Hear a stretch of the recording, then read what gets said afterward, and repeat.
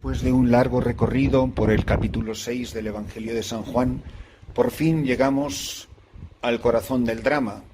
En días pasados se nos ha hecho la revelación del misterio que quiere comunicar nuestro Señor con el signo de la multiplicación de los panes y los peces, y le duele en el alma a Jesús que la gente no entienda y que simplemente le quieran proclamar rey porque ha dado de comer y ha saciado el hambre del estómago. Y en días pasados hemos escuchado en varios días consecutivos la afirmación central: yo soy el pan de la vida. Este es el pan que al comer tienes vida eterna, este es el pan que te hace obediente a la voluntad del Padre, y los diferentes aspectos que ha contemplado el evangelista, nos ha comunicado el evangelista de las palabras de Jesús. Pero hoy llegamos al corazón de la cuestión, porque es cuando queda clarísimo que esto no es un símbolo ni una imagen. Y la gente entiende perfectamente que Jesús no está hablando en metáfora. Estamos hoy en el capítulo 6 a partir del versículo 52. En aquel tiempo disputaban los judíos entre sí: ¿cómo puede éste darnos a comer su carne? Entonces Jesús les dijo: en verdad os digo, si no coméis la carne del Hijo del Hombre y no bebéis su sangre, no tenéis vida en vosotros. El que come mi carne y bebe mi sangre tiene vida eterna, y yo lo resucitaré en el último día. Mi carne es verdadera comida, y mi sangre es verdadera bebida. El que come mi carne y bebe mi sangre habita en mí y yo en él. Como el Padre que vive me ha enviado, y yo vivo por el Padre, así del mismo modo el que me come vivirá por mí. Este es el pan que ha bajado del cielo, no como el de vuestros padres que lo comieron y murieron. El que come este pan vivirá para siempre. Esto lo dijo Jesús en la sinagoga cuando enseñaba en Cafarnaún. Mirad, la gente entiende perfectamente que no es una metáfora, entiende perfectamente que no es un lenguaje simbólico, porque literalmente pregunta: ¿cómo puede éste darnos a comer su carne? Si era, imaginaros que este pan representa que soy yo, no tendrían que estarse haciendo todas esas preguntas sobre un posible canibalismo. No se trata de antropofagia, se trata de un hombre que dice que el pan es su carne, y el verdadero pan que tiene en las manos es la carne del Verbo, es mi carne, y yo os estoy dando de comer mi carne. Pero él lo que está entregando es algo que parece pan, pero él no lo llama pan, lo llama carne. No dice que hay que comer el pan, dice que hay que comer su carne. No dice que hay que beber vino, dice que hay que beber su sangre. El que come mi carne y bebe mi sangre habita en mí y yo en él. Es el misterio de la inhabitación que por el Verbo encarnado hace presente a las tres personas divinas en el alma del creyente, de la manera más radical en el momento del bautismo, pero una presencia que no solo es ontológica, sino también es existencial, es decir, que o crece o disminuye. Ontológicamente todo bautizado es templo del Espíritu Santo. Ahora una persona puede estar en pecado mortal y hay poca presencia de las personas divinas en el alma de esa persona. O una persona puede estar en la cumbre de la santidad y esa presencia es fortísima. Hay una configuración, que absoluta solo será en el cielo o en el momento de la resurrección, pero de enorme plenitud. Y lo repite muchas veces como una persona que es consciente de que lo que está diciendo jamás lo ha dicho nadie, y que lo que está diciendo no lo puede entender la mayor parte de la gente. Y sin embargo, no trata de modificar el vocabulario, no trata de suavizar los términos. No, la gente ha entendido perfectamente lo que acaba de afirmar, que hay que comer su carne. Y la gente dice: ¿pero cómo vamos a comer su carne?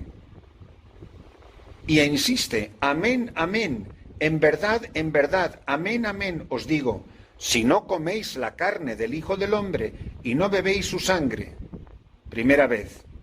Luego dice, el que come mi carne y bebe mi sangre tiene vida eterna y yo lo resucitaré.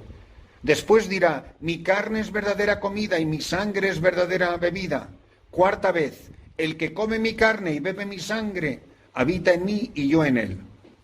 ¿Qué hace comulgar? Repito lo que está escrito en el Evangelio.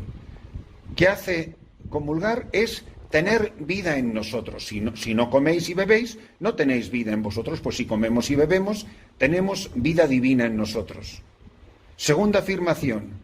El que come mi carne y bebe mi sangre tiene vida eterna y además participa de la resurrección y yo lo resucitaré en el último día. El que comulga en gracia de Dios tiene asegurada la resurrección de la carne y la entrada en el cielo. Todo el que muere en gracia de Dios va al cielo. Cuando resucite estará con Jesucristo por los siglos de los siglos. Amén. Si ha comulgado fructuosamente, si no ha comulgado en pecado mortal. Luego dice que mi carne es verdadera comida y mi sangre es verdadera bebida. Y por último, en la cuarta vez que repite lo de comer su carne y beber su sangre, el fruto es, esa persona habita en mí y yo en él. Cuando alguien te pregunte, ¿pero tú dónde vives? Yo vivo en Jesucristo. O sea, mis señas, mi dirección postal, el lugar de mi reposo, mi residencia. Cuando un misionero va de un sitio para otro, si es que esto es completamente transitorio. Da igual estar en Sudán del Sur, que estar en Madrid, que estar en la República Dominicana, que estar en Estados Unidos, que en el Polo Norte. Da completamente igual. Mi lugar de residencia, yo vivo en él. ¿Y dónde vive Jesucristo? Jesucristo vive en mí.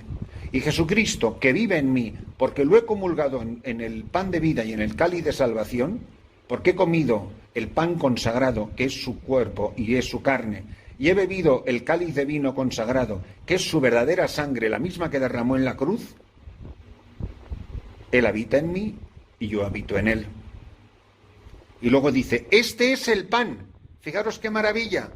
Después de 4 veces hablar solo de carne y sangre, dice, este es el pan que ha bajado del cielo, no como el de vuestros padres que comieron y murieron. El que come de este pan vivirá para siempre. Antes dijo, si no coméis la carne del Hijo del Hombre y bebéis su sangre, no tenéis vida. Dijo, carne y sangre. Ahora dice, el que come de este pan vivirá para siempre. Carne y pan es lo mismo. El pan es la carne del Verbo. Quien comulga la especie del pan, comulga la carne del Verbo. La misma carne que recibió de la Santísima Virgen María. La carne del Hijo de Dios que caminaba por los caminos de Galilea. La carne del Hijo de Dios destrozada que colgó del madero de una cruz y que fue sepultada. Esa carne que fue sepultada en el sepulcro es la que recibo todos los días, pero sobre todo es la carne del resucitado. Por eso, comiendo la carne del Verbo, que no es un fantasma, que dirá, dadme de comer, y además dirá, tocadme. Y a Tomás le dirá, trae el dedo y tócame. Y mete el dedo en el agujero de mis llagas. A ese le está diciendo, al que dice, tócame, esa carne del tócame es la que estamos recibiendo en la Sagrada Eucaristía. ¡Qué maravilla este misterio! ¡Qué maravilla la Santa Misa que celebré ayer por la mañana en esa comunidad Nangonji, donde celebré un matrimonio de 2 personas mayores que estaban emocionados porque hacía años y años y años que no habían podido comulgar, que no se habían podido confesar y que por fin pudieron casarse.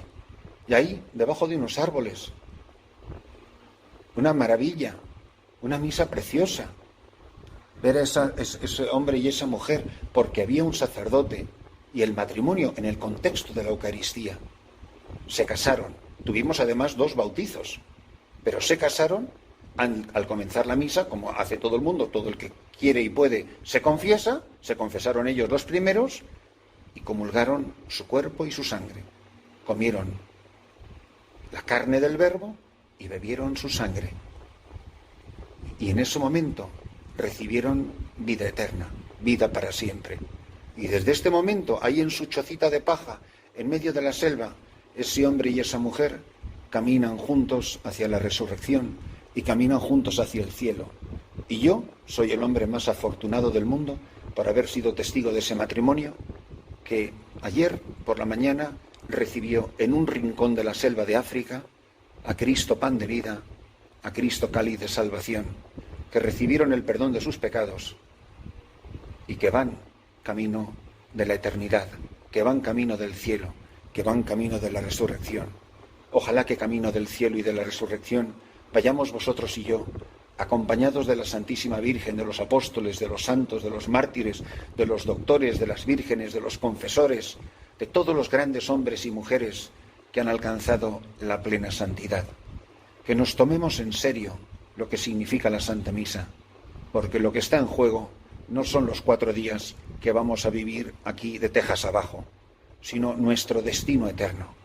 ¿Y cómo no me va a partir el corazón que ante semejante maravilla haya tanta gente que comulgue mal, que no comulgue, que nadie le diga nada, que la gente se ponga en fila como el que recibe patatas fritas? Y que muchas veces los sacerdotes no nos tomemos la molestia de advertir a la gente lo grave que es comulgar en pecado mortal, lo grave que es recibir mal a Jesucristo. San Pablo dirá que esa persona literalmente se está comiendo su propia condenación. Esta Santa Misa tiene que ser una llamada a adorar el misterio. Señor, que comiendo tu carne y bebiendo tu sangre tenga vida eterna, vivas tú en mí y viva yo en ti, para que un día contigo resucite en el último día.